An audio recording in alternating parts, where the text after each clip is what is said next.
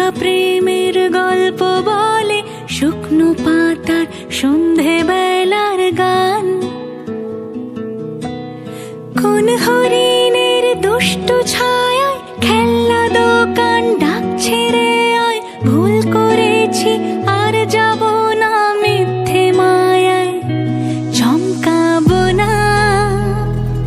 ভাল লাগে অন্ধকার হাত ডোবাই, এক নতুন গন্ধ তার পাচ্ছি তাই। আমি বাউন্ডুলে ঘুরি, যে আমাকে বাসবে ভালো তার আকাশেই উড়ি। আমি বৃষ্টির সে গুড়ি মাথায় করে